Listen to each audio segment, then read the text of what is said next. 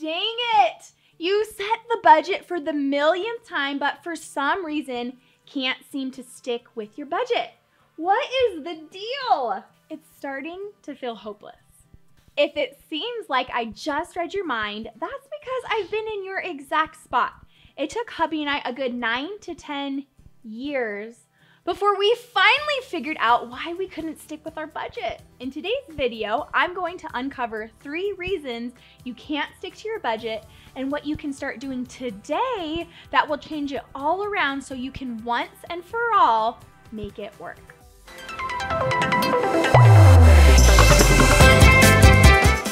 Welcome back, I'm Brittany, and this is Pennies into Pearls, where you can come to learn how to take control of your finances so you can create a better life for your family without the stress of budgeting. If that sounds like something you need, then don't hesitate to subscribe to my channel. Are you ready to learn the 3 reasons you can't stick to your budget so you can stop making those mistakes over and over again? Number 1, you're not checking up on your budget. Budgeting is not a set and forget it thing. Does your life and finances stay exactly the same every single day?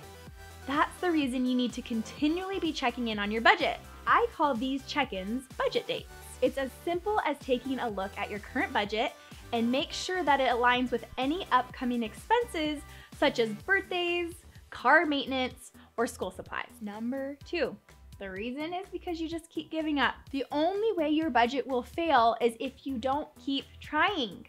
Do you know how many times our budget hasn't worked?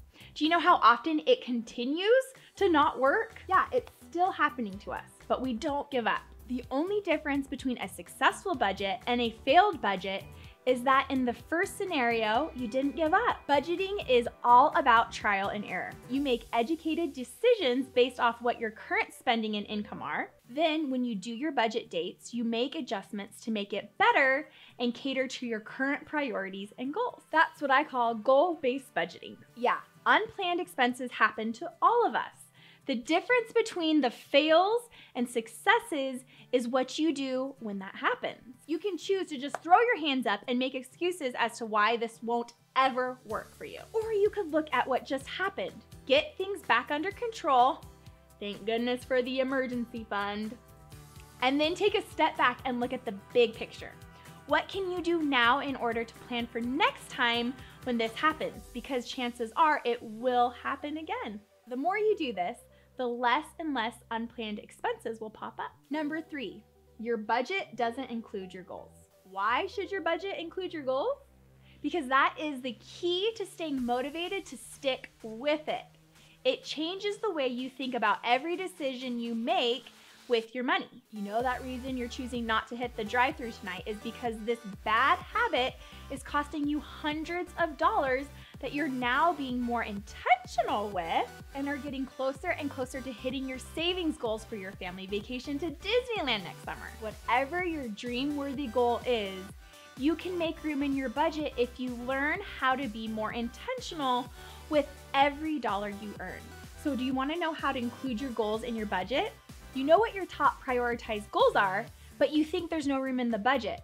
Now what do you do? It's time for a deeper dive into the way you think about and act with your money. There was a series of steps that our family took when we decided to stop swiping our debit and credit cards thoughtlessly and actually started taking action to pay off over $20,000 in debt and save up enough cash for a couple's vacation to Costa Rica and save enough money for a down payment on our first home.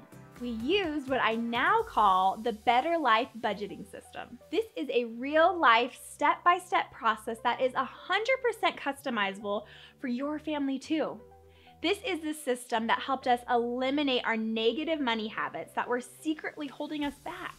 It's how we broke down our goals into actionable financial steps and worked backwards to figure out what was step 1 so we could get started and know we were making progress where we wanted to go. If you want to learn how to start using the Better Life budgeting system today so you can start taking action, I have a free online training that you can sign up for right now by clicking the link in the description. How are you going to stick to your budget? It's time to own it. What action are you going to take today to make change? What is the one thing you're gonna do today that will help you stick to your budget? Let's chat all about it down in the comments, and I'm gonna hold you accountable. Now, when you're actually taking that action, I want you to take a selfie and share it on Instagram and tag me, Pennies into Pearls. I'll do my best to reshare as many as I can. That way we can all continue to feel inspired to stick with our plan to changing our goals into action. Thanks you guys so much for watching. Don't forget to subscribe to my channel. Give this video a thumbs up if it's left you feeling motivated to make change so you can start taking control of your finances. I'll talk to you guys very soon. Bye.